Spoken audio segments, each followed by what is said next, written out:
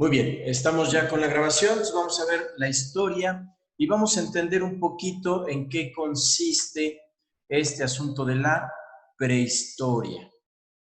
Y vamos a poner nuestra línea del tiempo y vamos a dividir en dos pequeñas partes, el inicio y más o menos por aquí, el final de este periodo. Entonces, este periodo le vamos a llamar prehistoria. ¿Dónde inicia? Aproximadamente, más o menos, podemos marcar hace unos 7 millones, 7 o 4 millones de años aproximadamente. ¿Qué es lo que marcamos aquí? El origen del hombre. Esa es básicamente la idea de la prehistoria. ¿Cómo se da o cómo se va a presentar el origen del hombre?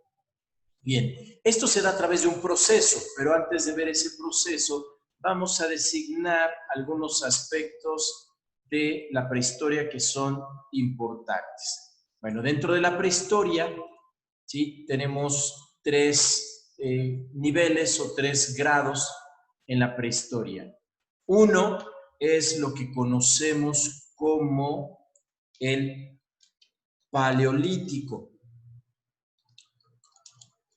Paleolítico se refiere al uso de la piedra y esto es la piedra, digamos, pulimentada, pero no perfeccionada. Luego tenemos el neolítico, ¿sí? Neo significa nueva o nuevo periodo de la piedra, y es cuando vamos a tener una piedra, ¿sí? Pulimentada, perfeccionada. ¿Ok?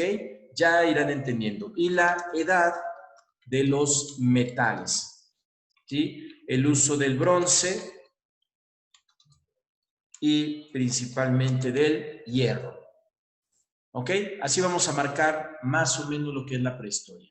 Ahora, para ir entendiendo la prehistoria vamos a tener un proceso.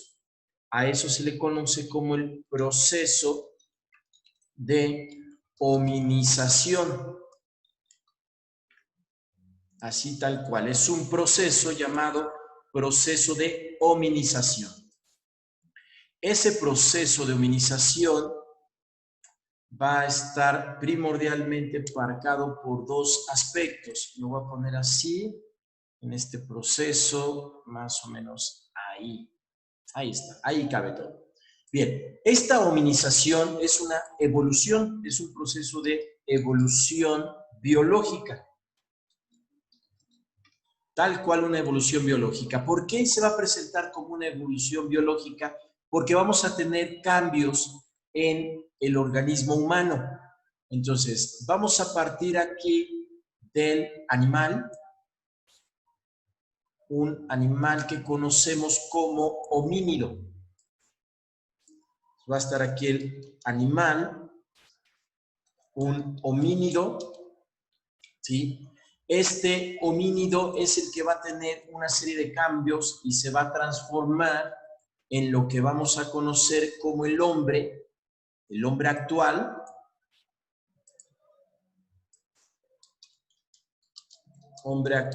y que no hemos tenido cambios, el conocido Homo sapiens sapiens, que es la designación biológica que tenemos los humanos actuales. ¿De acuerdo? Ese es el Homo sapiens sapiens. Ahora, este homínido tiene un antecedente en diferentes grupos. Hay muchos grupos. Entonces vamos a tener entre algunos de ellos, grupos, solo algunos, no puedo mencionar a todos, no me lo sé todos, pero vamos a tener, por ejemplo, el Homo faber, tampoco lo estoy poniendo en orden, Homo erectus, ¿sí? Vamos a tener el Neanderthalensis, vamos a tener el hombre de Pekín, el hombre de Pekín, ahí está, hombre de Pekín, el hombre de Java, de la ciudad de Java, el Australopithecus, Australopithecus, así, neanderthalensis, Australopithecus, entre otros muchos. Y no vamos a tener una cadena lineal, sino que va a ser una cadena que se va a dar como una especie de ramificación. Este proceso, ¿sí? Digamos que hay un ancestro primero y esto se va dando como una ramificación de este ancestro. Así como ramificaciones y podemos ir más o menos ir dibujando algunas de estas ramificaciones que se van presentando. Obviamente, como es un proceso evolutivo, pues en algunos se va perdiendo y se vuelve a formar otra ramificación. Así, solo lo estoy poniendo como ejemplo, no tal cual se va dando así, pero se puede identificar algo más o menos. Y así se van dando diferentes ramas. Muchas ramas que se van desprendiendo como un gran árbol. ¿Sí? Aquí podemos poner otras y así podemos identificar muchas y entre ellas podemos establecer, ¿sí? Al hombre. Ahí lo vamos a poner y aquí vamos a poner nuestro hombre. ¿De acuerdo? ¿Sí? Y así se van dando. Y algunos desaparecieron. Esa es una forma en que podemos definir. Y no como siempre nos lo han pintado, que es un mono que está agachado y luego que el otro mono está más agachado y se va enderezando hasta que se vuelve un Homo erectus y entonces ya surge el hombre. No, son una serie de ramificaciones así, que se van dando a partir de un ancestro común, ¿sí? Y vamos identificando. Ahora bien, ¿cuáles son las características que va a tener el hombre que lo distingue del resto de los organismos? Una de esas características fundamentales va a ser el lenguaje. En el hombre se va a presentar precisamente el lenguaje. Y aquí vamos a empezar a especificar a qué nos referimos con el lenguaje, porque muchos organismos tienen un lenguaje como obviamente un medio para la comunicación. Entonces sí, vamos a tener el lenguaje como medio que va a utilizar el hombre para la comunicación. Entonces es el medio para la comunicación, tal cual. Esa es la parte importante. Entonces vamos a tener aquí como medio para la comunicación. Ahora, ese lenguaje, aunque está presente en muchos animales, en el hombre va a tener una característica muy particular y es el desarrollo de lo que conocemos como una lengua. Ya platicaremos más acerca de la lengua, pero esa lengua lo que hace o parece ser que lo primero que va a hacer o va a denotar en el mundo es que es capaz de nombrar. La lengua, recordemos que es un conjunto de sonidos, ¿sí? Son sonidos articulados en el humano, pero que estos sonidos van a tener una peculiaridad.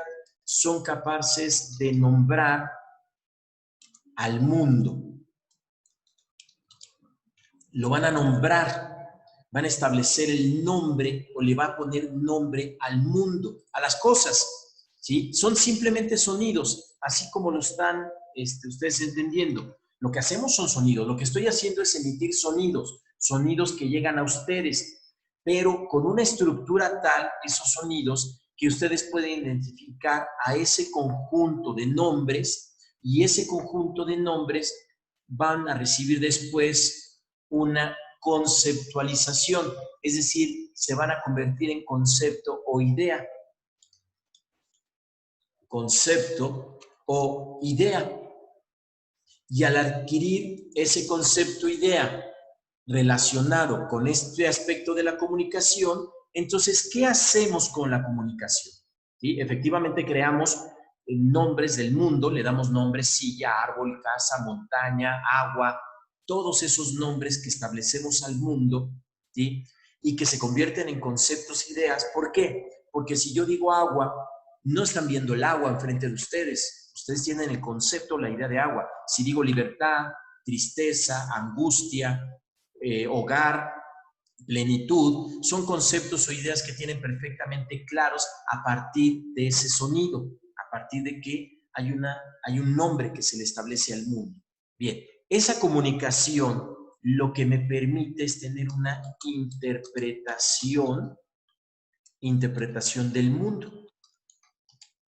Y cuando logro tener una interpretación del mundo, es decir, cuando el hombre empieza a interpretar al mundo, entonces crea el mito.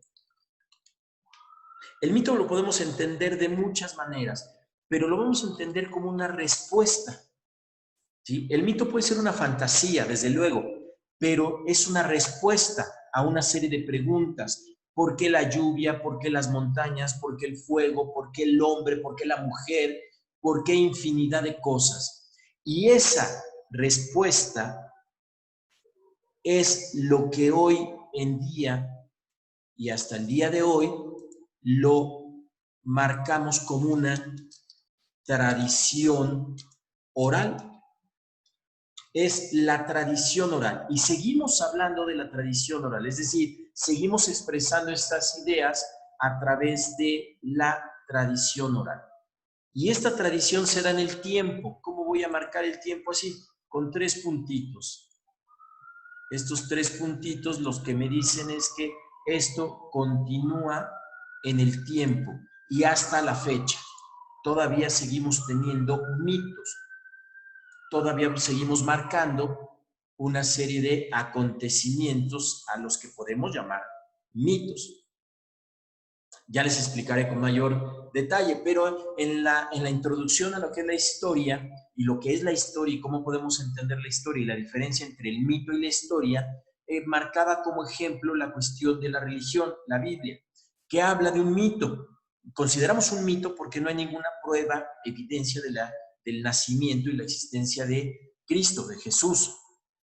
Pero por tradición todavía continuamos hablando de las enseñanzas, hazañas, presencia de Jesús, pero no tenemos evidencia histórica como tal, pero sigue estando en nosotros. Otros mitos podemos hablar de brujas, de vampiros, de hombres lobo, de ciudades perdidas, de metrópolis que existieron tal vez alguna vez, etcétera, etcétera. Entonces, eso es lo que consideramos una tradición oral. ¿De qué se da? A partir de la creación del lenguaje, que el hombre, no sabemos si el hombre creó el lenguaje porque se juntó en sociedad o al juntarse en sociedad creó el lenguaje, o el lenguaje fue lo que provocó que el hombre se juntara en sociedad. Es algo que no podemos resolver y tal vez nunca lo podamos resolver. Bien, otro aspecto importante del hombre tiene que ver con el fuego. ¿Por qué el fuego? ¿Por qué resulta tan importante? Vamos a ver algo muy particular del fuego. El fuego tiene una propiedad específica. Esa propiedad es la propiedad de proveer de luz. Es decir, tiene la propiedad de iluminar. Esa propiedad. Tiene otras características el fuego y fue utilizado para muchas cosas. Obviamente, el dado de los metales, pues sirvió para fundir metales y crear metales. También para cocer alimentos y la digestión fuera más accesible o más sencilla para el hombre, que no tuviera que esperar demasiado tiempo a su digestión, que le permitía movilizarse. Sin embargo, puede ser no dudoso en el sentido de que exista, sino por importancia. Tal vez no fue por importancia. Pero para mí la iluminación sí es severamente importante. ¿Por qué? El día duraba lo que duraba la luz del sol y la oscuridad. O sea, el día donde se podía trabajar, donde se podía cultivar, obtener alimento, cazar, recolectar, todas esas actividades que hace el hombre, propiamente el hombre. Entonces, su día duraba cuando empezaba la luz y terminaba su día cuando se metía el sol y empezaba la oscuridad. Y es una oscuridad, quizá en muchas épocas del año, con una penumbra. Si ustedes han acampado alguna vez, recordarán que no se puede ver nada. Y que aunque tuvieran un fueguito, una llama, pues no alcanzarían a ver a más de 1 metro o 2 metros tal vez alrededor de ustedes. Entonces, eso de que del fuego servía para seguir con las actividades cotidianas, no. Si tenían todo el día para hacer cosas, no tenía caso que en la oscuridad hicieran algo. Entonces, no, el fuego no creo que haya servido para hacer más cosas. Para ahuyentar depredadores, pues tampoco, porque aun cuando pudiéramos espantar al depredador en la noche, pues el depredador podía atacar en el día.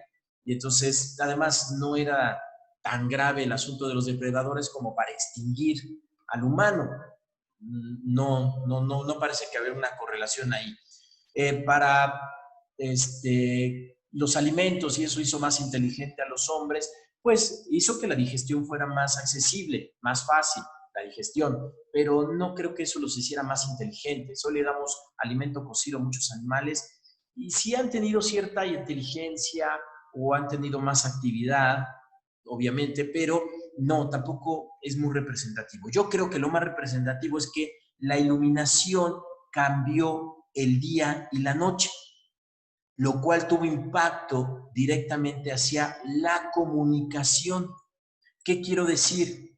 Que cuando el hombre tuvo el fuego y entonces su día se hizo más grande, ya no hubo penumbra, ya no hubo oscuridad, sino que se iluminó la noche y ya sus actividades del día habían terminado, no tendría caso continuar con esas actividades.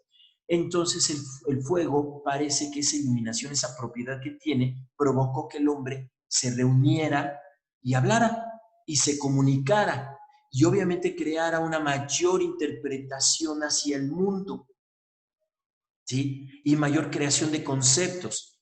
Puede ser, está la idea de que cuando ustedes ponen una fogata en un día de campo y ponen su fogata, todo el mundo se sienta alrededor de la fogata y empieza a contar historias. Es como si fuera algo natural, algo que ya lo tenemos. Y puede darse por esto, puede tener este antecedente que lo seguimos haciendo, que seguimos reuniéndonos alrededor de esa luz, del fuego, y platicamos y conversamos. Entonces imagínense en esa época, cuando empiezan estos sonidos, se empiezan a relacionar con el mundo, porque las cosas del mundo empiezan a tener nombre y después empiezan a crearse conceptos o ideas y empezamos a interpretar y a crear mitos. Y eso es lo que hacemos alrededor de una fogata, crear mitos, dar respuestas. ¿Por qué existen las montañas? ¿Por qué existe esto? Y empiezan la creación de dioses y actividades con los dioses y todo eso que nos va a corresponder al mito. Y es padrísimo, la verdad es que es una cosa sensacional. Y ahorita hay una colección en el puesto de periódicos, ojalá puedan tener acceso, acerca de la mitología nórdica. Y hablan de muchas cosas así que tienen que ver con esa creación de mitos. Los mitos griegos, los mitos aztecas, los dioses y todas esas explicaciones derivadas del lenguaje. Bueno, ¿qué otra cosa vamos a encontrar en este hombre en particular? Que ese hombre se da cuenta que tiene un poder muy especial y ese poder es el de transformar, se da cuenta que es capaz de transformar el mundo en el que se encuentra. ¿Sí? Lo va a transformar. ¿Y en qué lo va a transformar? Pues en algo formidable. Es capaz de transformarlo en útiles. ¿Cómo le podemos llamar a esto? Sin lugar a dudas, a esto le podemos llamar tecnología. Ahí nació la tecnología. Con la prehistoria surge la tecnología. ¿Qué es la tecnología? Pues transformar al mundo, convertirlo en útiles. ¿Por qué en útiles? ¿Qué son los útiles? Pues son facilitadores de vida, es decir, aquellas cosas que facilitan la vida del hombre. Y lo tienen. Aquí está la computadora, está la internet, tenemos celulares, teléfonos, radios, cuadernos, sillas, mesas. Yo digo que seguimos viviendo en montañas y en cavernas, solo que esas montañas y cavernas las convertimos en ciudades. Y esas ciudades están llenas de montañas que son departamentos y que en realidad es una caverna, es una montaña y son un montón de cuevas. Seguimos viviendo en cuevas, pero estas cuevas las hacemos nosotros, las construimos. Los humanos no son los únicos en hacer eso, ¿eh? No son los únicos en transformar el mundo y convertirlo en algo útil. Tienen a las hormigas, a las abejas, los castores, las aves que hacen nidos, y las abejas viven en grupos sociales, pero hay mucha diferencia, tremendas diferencias, pero el hombre sí hace del mundo un montón de útiles, una producción enorme.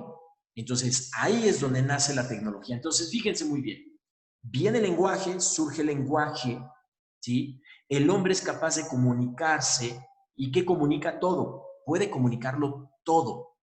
Y al comunicarlo todo lo convierte en respuestas, pero también esas respuestas se transforman en tecnología, lo cual quiere decir que esa respuesta nos permite el desarrollo de la tecnología, ¿sí? El conocimiento.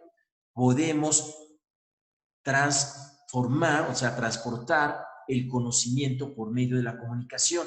Entonces ahí tenemos ese conocimiento para transformar al mundo. Bien, ahora, el hombre se va a organizar. La manera como el hombre se organiza es en un grupo social. Lo vamos a marcar así como grupo social. Aquí lo vamos a poner y vamos a tener un grupo social. Creo que este es el aspecto más importante de todo, que formamos grupos sociales y eso después se va a convertir en la sociedad y va a tener un giro extraordinario esta cosa. Esos grupos sociales sí, obviamente los podemos llamar que son nómadas o son sedentarios. A mí no me importa tanto ese aspecto. Lo voy a marcar aquí, no me interesa muchísimo porque nómadas, ¿sí? Este corresponde al paleolítico, básicamente. ¿Por qué? Porque aunque podían ser capaces de pulir las piedras, pulirlas, no se las llevaban, las dejaban ahí, no transportaban esas herramientas, se quedaban en el lugar, como lo hacen muchos homínidos, muchos chimpancés, gorilas, orangutanes, usan herramientas, pero no las trabajan, no las perfeccionan y las abandonan. Después tenemos el sedentario, ¿sí? El sedentario ya corresponde al neolítico y desde luego a la edad de los metales, al manejo de los metales, el sedentario. Ahora, ¿cuál es la parte importante de esto? ¿Sí? Ya sean nómadas o sedentarios, no importa. El asunto del grupo social es que este grupo social va a tener una serie de actividades que yo las voy a denominar como roles. Así las vamos a establecer aquí y las voy a poner aquí abajito.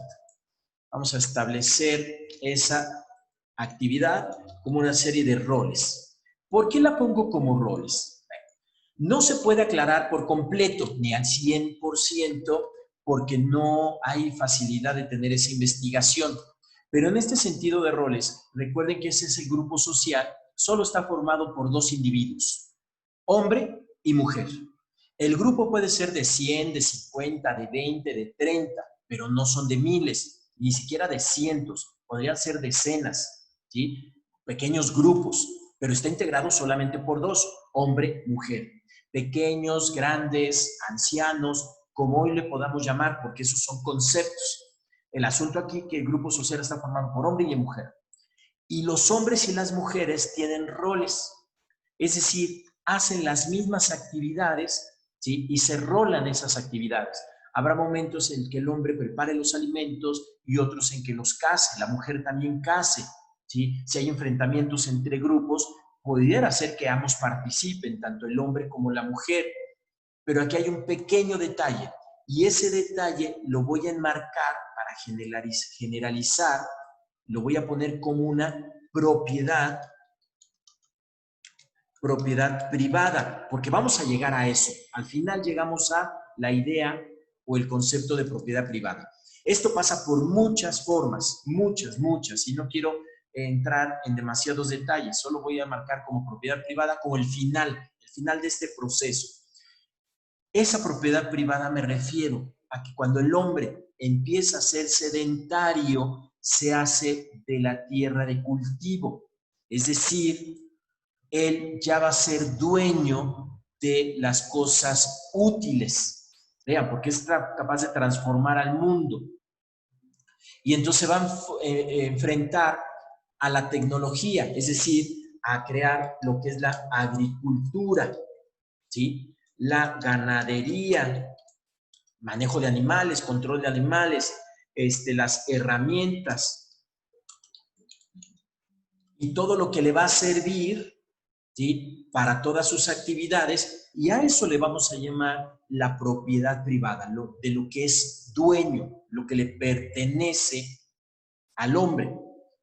Y va a tener un problema en la propiedad privada, o aquí se va a enfrentar a un problema que lo vamos a establecer y que le podemos llamar herencia. Yo lo voy a manifestar como un problema y va a ser la herencia. ¿En qué consiste? ¿A quién le dejo mi propiedad privada? Y aquí voy a poner una hipótesis. Digo que es una hipótesis porque no se puede demostrar al 100%, pero podría explicarnos muchas cosas. Y no sabemos en qué momento se pudo haber dado, ni siquiera si se dio. Pero si hablamos de un grupo social formado por hombres y mujeres, donde hay una propiedad privada, donde ya son dueños de algo, les pertenece algo, y viene el sentido de herencia, es decir, dejarlo a la siguiente generación, hay un problema muy serio, y ese es un problema conceptual. ¿A quién le dejo la herencia? Dirán ustedes, pues a los hijos. Sí, la pregunta es de quién son los hijos. Dirán ustedes, de papá y mamá, pero en una sociedad tan primitiva, quizá no existe el concepto de papá y mamá, pero sí estamos seguros de algo. Biológicamente estamos seguros que los hijos pertenecen a la mujer porque nacen de su vientre. El hombre no tiene esa capacidad biológica. Por lo tanto, podríamos decir que no sabemos de qué hombre varón es ese hijo, pero sí podemos estar seguros de quién es ese hijo, de qué mujer es ese hijo.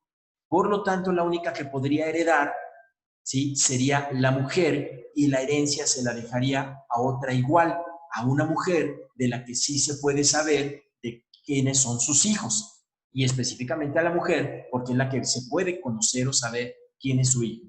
Entonces, el hombre varón tiene un problema, no puede transferir su herencia, su propiedad privada. ¿Cómo lo puede resolver o cómo pudo haber resuelto eso el hombre? Muy sencillo, prohibiendo a la mujer, limitándola a una especie como de propiedad que le garantice que esos hijos son de él. Y ahí vendría el problema de la mujer que conocemos hoy en día, que está tratando de liberarse y que intentó liberarse en varias épocas de la historia de la humanidad, ¿sí?, de ese extraño yugo. Un extraño yugo que se tuvo que presentar precisamente por eso. Ahora, ¿cómo se da esta condición? Pues vamos a ver que esta condición se va a presentar en un cambio muy importante en la humanidad, que es precisamente la formación de la civilización. Y aquí termina la prehistoria, cuando se forma la civilización a partir de esta situación, desde el sedentarismo, la propiedad privada y cuestiones así. Ahora, ¿cuándo termina eso? Pues muy sencillo, más o menos en el 3500 antes de Cristo, con la invención de la escritura. ¿Por qué el hombre necesitó la escritura? Pues muy sencillo, necesitaba del registro. ¿Y qué es lo que va a registrar? Pues la propiedad privada. ¿Sí? El registro que se necesita, ¿sí? Entonces, esa propiedad privada tiene que ser registrada. Es el registro de la propiedad privada y eso es lo que nos va a garantizar la civilización. Y vamos a entrar a la edad antigua. Entonces, aquí se va a marcar esta condición, ¿sí? En la propiedad privada y entonces se requiere registrar esa propiedad privada. Y así es como nace la escritura. Entonces vean, el lenguaje, la tradición oral que todavía la tenemos, no necesariamente nació con la escritura, sino que fue un proceso que llevó mucho tiempo, mucho tiempo, y que no era necesario. No se necesitaba la escritura. ¿Cuándo se necesitó? Cuando necesitábamos registrar algo. ¿Y qué es lo que necesitábamos registrar? Pues la propiedad privada ya en una organización. Y ya no vamos a tener, ¿sí? La cuestión de registrar, ¿sí? Un grupo social, sino aquí vamos a tener una organización. Esa organización la podemos dividir o establecer en dos clases. Yo la voy a poner así, puede haber muchas variantes, pero tal vez estén de acuerdo conmigo en que vamos a tener dos clases. Una clase que gobierna y una clase que es gobernada. ¿Sí? La clase gobernante y la clase gobernada. Entonces vamos a tener ahí la organización. Nada más voy a acomodar esto para que se vea más agradable a la vista de ustedes. Entonces, la clase gobernada y la clase gobernante. La que gobierna, esa es la organización que tenemos. Ahí está. La organización, y eso es la civilización que conocemos. Ahora, ¿qué es la civilización? Bueno, la civilización no es otra cosa más que dos aspectos.